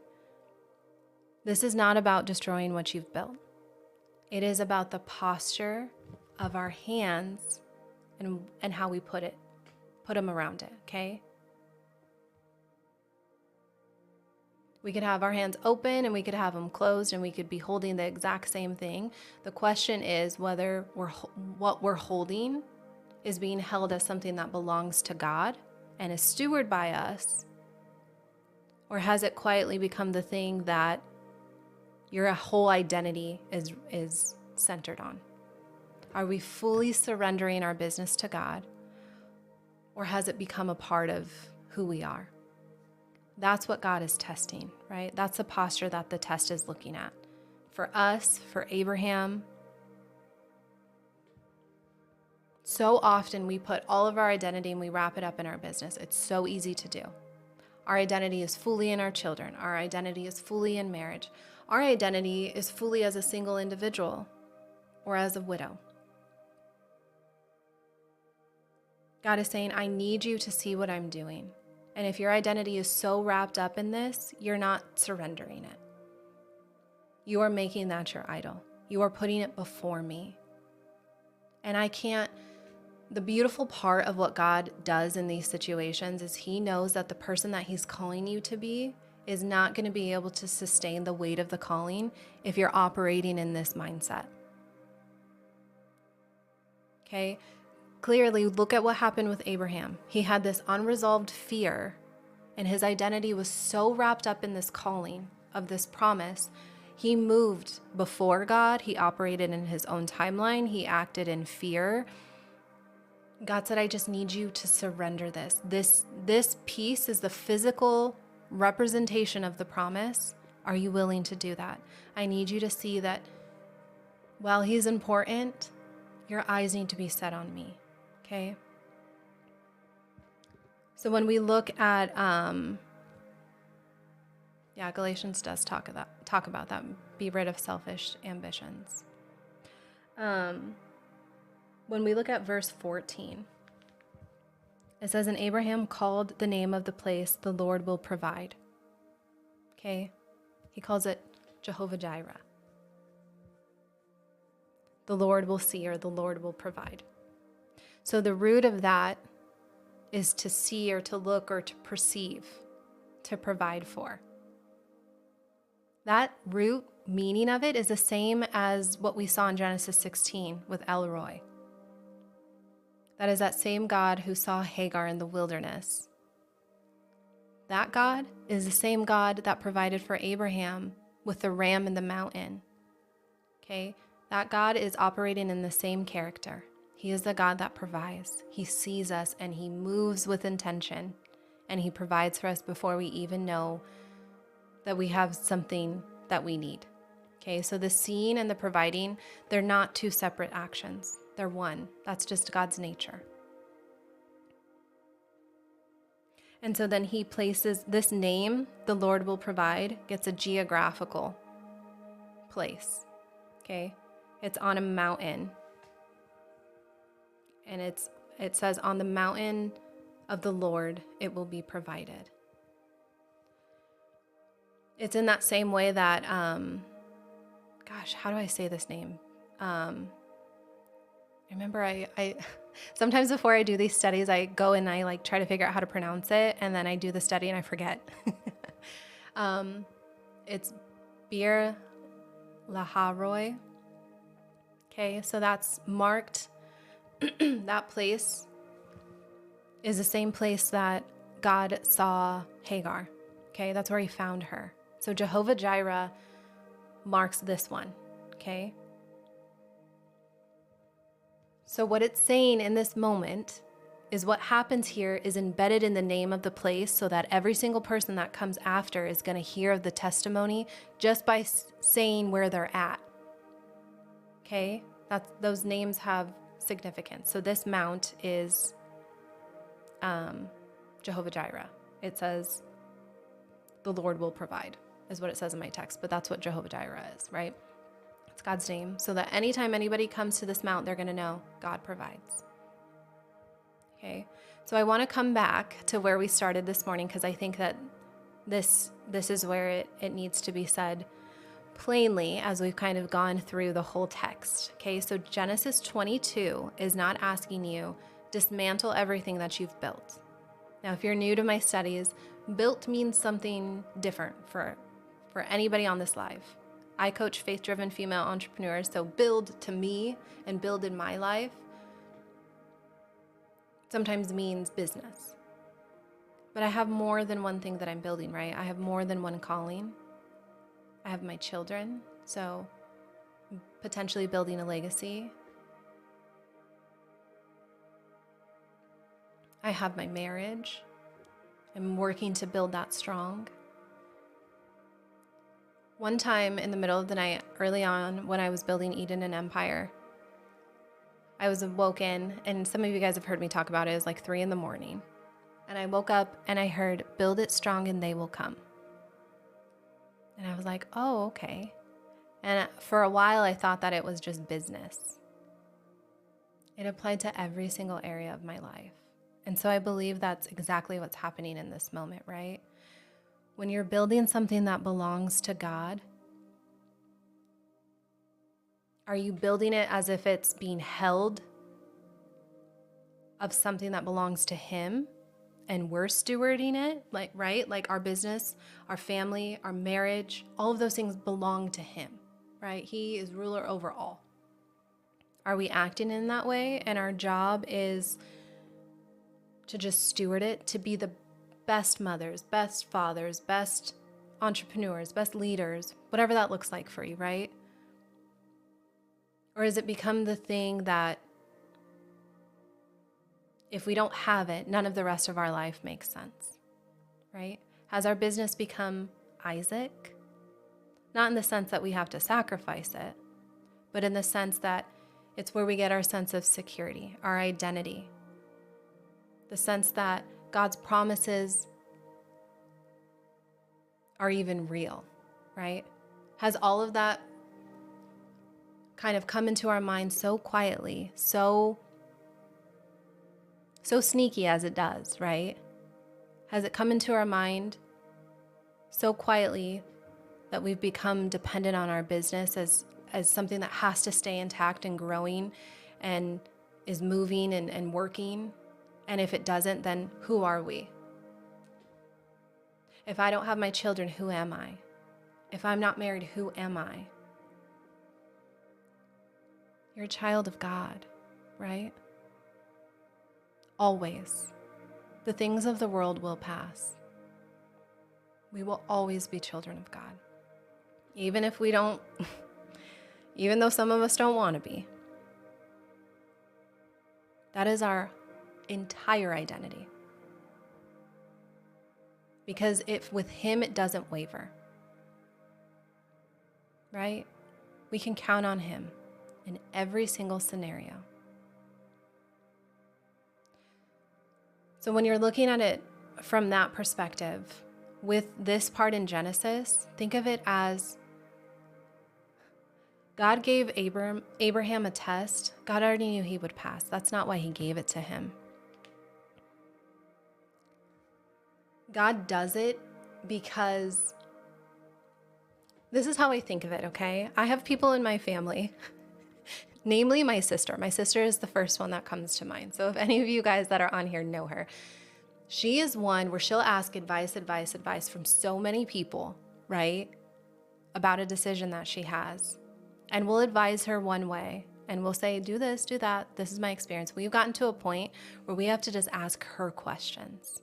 We say, well, what do you want? How would you feel if you didn't get this job? What if you had this job instead of this job? How would this feel?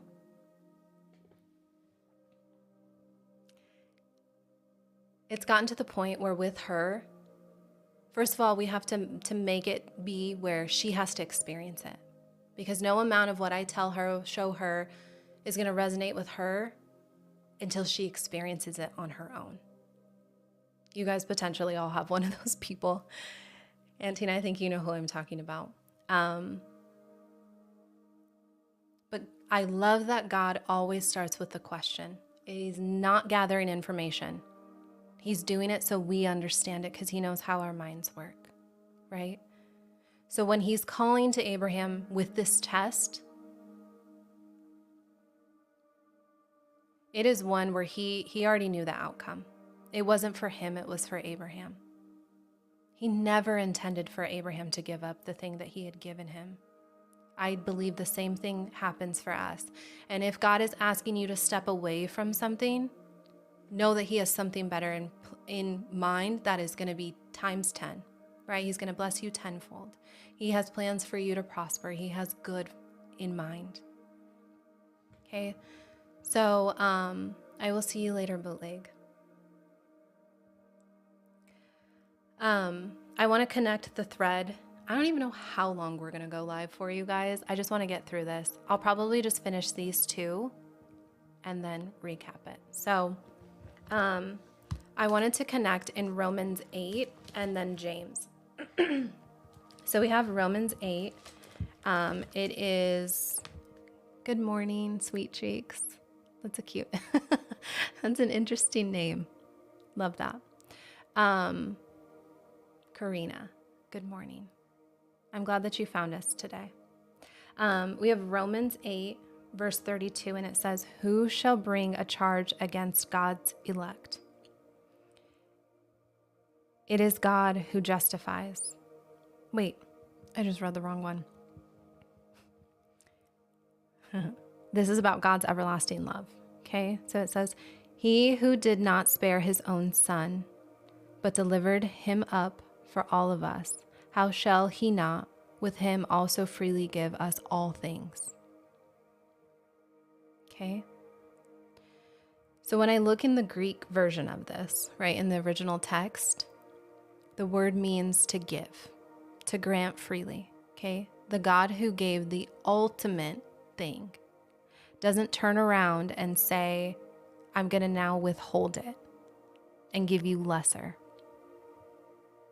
When we look at the logic of Genesis 22, it moves forward directly with the New Testament. And it shows us that God provided the ram, like he did with Abraham, and God also provided his son. So that same character that provided both of those is that character that provides for you when he calls you to build something. He doesn't flip and turn around and say, whoops, never mind. Now you get less than. Okay. Even though sometimes it feels like that in the moment, we know that's not God's character ultimately, right? And if it's happening, there's something underneath the surface that he's trying to do with us. So then I'm going to look into James chapter 1, verse 17. Okay, so it says, every good gift and every perfect gift is from above and comes down from the Father of lights, with whom there is no variation or shadow of turning. Okay, every good and perfect gift from above comes down from the Father of heavenly lights, who doesn't change like shifting shadows. Okay, when you look at the root meaning of that word, it means good, beneficial, every good gift. So that means including the business, including your platform, including your kids, your spouse, your health. Fill in the blank, right?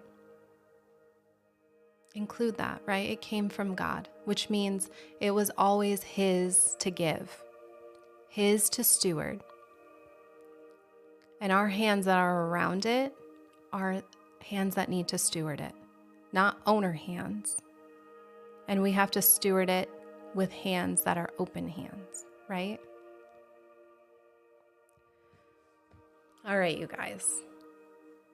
That is today. Okay, so I'm curious if there's anything that resonated with you. Have you ever heard it in that way? I think the part, to me, when I realized it as I was doing studying, was more so the psychological piece of it, right? What he was doing, because on the surface, it looks like he's just asking him to test him, to surrender this thing, and then like, ooh, you passed the test. Good job, Abraham. Don't actually do it. That's not what it was. The provision was already prepared for him. The ram was already there. God already had a plan in place, right? Yes, good thing we have all day to process the word. So if you guys know anybody that's maybe facing that, I'm going to say especially in business, because that's where we went today. We focused a little bit more on that, but also anybody that's maybe making something an idol in their life that they don't need to. Well, none of us need to. Even if that's you, okay? We probably all are unknowingly, right? Maybe send this to them or talk to them about Genesis 22. So for those of you guys that are new here, we do recaps of the Bible study. So if you didn't catch the whole live, that's totally fine. I have a vault in if you go to the link in my bio, I have a link tree and it says like Bible study recaps or something like that. I can't remember what I named it. You guys can catch replays all the way through Genesis 6. I'm working on all the way back to Genesis 1. But it's up to date. So yesterday's is on there. Today's will be on there today. And then it just emails you a recap for the week and a few other things. So if you guys want that, you guys can go to the link in my bio. I will also call out too, if you guys are new here and you didn't hear me say this previously, I want to send you guys a gift for being on my live. It's 40 questions to kind of ask yourself when you're facing tough decisions. It's a guide. I can't send it directly through TikTok. I have to email it to you. And then I'll send you guys inspiration too, like to help you through the week. I will say this too. If you guys are wanting to get that, know that it is in the lens. When I created this is in the mindset of a female. Okay, this is me as a mom, as a wife, as an entrepreneur, right? These questions encompass that. This guide doesn't have to just be that though, because I know there's a lot of guys that are on this live. Put it into your own perspective. The questions underneath it are the more important part. But I will send you inspiration for what I face as a business owner, as a mom, as a wife. I do all of that. So if you guys want that, you guys can put it in the comments like you're new here. I will read John 16:33. I think I saw you talking about that earlier. I think you said 6:33. Right now you're saying 16:33. I will send that to you guys. If you just comment, I'm new here, or I'm interested, or you want it, put an emoji, whatever that looks like. Make sure you guys check your DMs at the end of the day, if for some reason you think I haven't sent it to you. Because I will try to by the end of the day. So I'm going to read John 16:33. And it says, "These things I have spoken to you, that in me you shall have peace. In the world you will have tribulation, but be of good cheer. I have overcome the world." Exactly. Thank you for reminding me to read that, little Chris. 1 Timothy chapter 2, verse 12. Give me 1 second.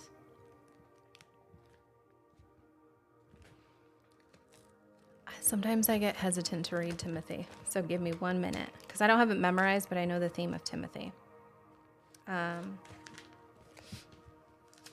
Especially when people come on here on the lives.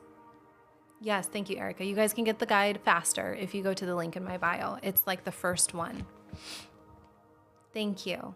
Yeah, if you guys go to the link in my bio, it's set up as an automation, so it'll send it to you right away. So, just saying. 1 Timothy 1 Timothy chapter 2, verse 12. Yeah, so yeah, that's the one I thought it was. People come on here all the time and it says, "And I do not permit a woman to teach or to have authority over man, but be in silence." Those comments drive me nuts because you're taking it so out of context. But yeah, we are called, we have the great commissioning over us. That doesn't just apply to man, right? We are to be disciples and to spread the word. We are to spread the good news, right? We are to teach of Jesus. It does not say only men. So it's taken so much out of context. And I had a feeling that's what it was. I should actually have that one memorized. But anyway, no condemnation if you genuinely believe that, but just know that it's taken out of context and remember the Great Commission. I'm not going to throw more scripture at you. Just remember that. So, I go live Monday through Friday. I would say now my lives average about 1.5 hours to 2 hours. So shout out to all of you guys that are on here consistently. You guys should shout out Erica. Okay? Shout out to Erica. We'll just give you a shout out each time. Erica is like, she's my help. She does it just because, which I love. And I genuinely appreciate it, Erica. Thank you for all that you do. With telling people, reminding people, all the things I forget. Shout out to you. And shout out to every single one of you guys that have been on my lives. I see so many of you on here, and it means the world, that are recurring faces. So I go live 9 a.m. Central, and it is one where we just dive into the word. And if you guys have missed any of them, you can recap the link in my bio. And yeah, so tomorrow we're going to be in Genesis 24. So I go live Monday through Friday. I take the weekends off. And it is one where at this point, if you aren't familiar with it, Abraham's servant is sent to find Isaac a wife. And what Isaac does before he moves, to me, is a very interesting picture in scripture of what specific prayer looks like, okay? What it looks like to act decisively in the moment the confirmation comes. I think it's very practical and very direct. That's where I'm going to go with it tomorrow. So, yeah, we're here Monday through Friday, 9 Central. I'm going to see you guys tomorrow. Make sure you check the link in check your DMs for the guide. If you're getting off this live, you haven't had a chance to tell me you want it, just go to the link in my bio and it'll send it to you right away. I thank you guys, and I pray you all have a